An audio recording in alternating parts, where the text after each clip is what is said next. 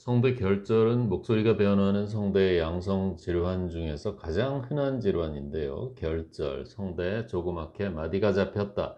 작은 좁쌀만한 혹이 대개 양쪽 성대의 중간 부분에 대칭적으로 생겨서 성대가 닫힐 때 가운데 혹이 끼니까 닫히지 않는, 그래서 음질이 갈라지고 바람이 새는 소리가 나는 그런 대표적인 질환입니다.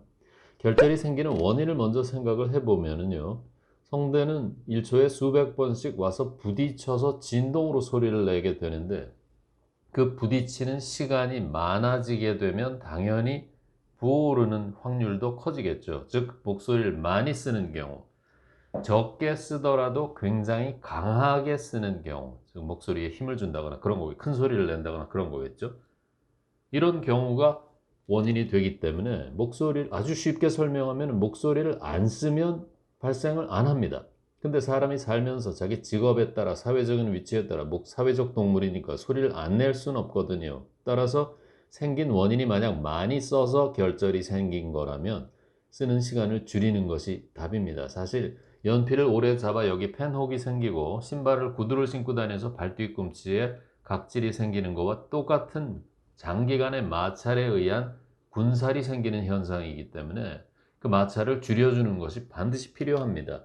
결절이 생겼다가 제법 치료를 해서 목소리가 좀 괜찮아지는데, 다시 시간이 지나니까 또 결절이 다시 재발하더라. 이건 아주 흔히 듣는 얘기인데, 같은 상황에 성대가 노출되면 좀 부드러워지다 연필을 세게 잡으면 펜혹이 다시 커지는 것과 똑같은 현상이기 때문에, 쓰는 시간, 쓰는 양, 그리고 음질, 이거에 대해서는 개선을 꼭 하셔야만 재발을 막을 수가 있습니다.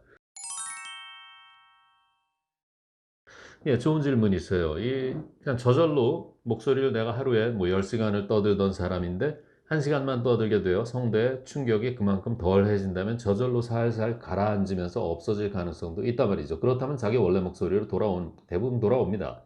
근데 이게 염증, 부었다, 가라앉았다, 딱딱해졌다, 물렁해졌다를 반복하다 드디어 완전히 각질화되어 아무리 목소리를 쉬는데도 좋아지지 않을 때는 수술을 해서 제거를 하는 경우도 있거든요. 근데 뭐 펜혹이나 발뒤꿈치를 생각해 보면 각질인 경우 제거를 해도 바닥이 단단할 수 있거든요. 즉 오래되어 완전히 굳어진 결절의 경우에는 수술로 제거를 하더라도 자기 원래 음질이 회복되지 않는 경우가 있기 때문에, 전체적으로 볼 때 성대 결절은 한 80% 정도에서는 회복이 되고 20% 정도는 원래의 음질을 회복하기 어려운 경우가 있는 게 사실입니다.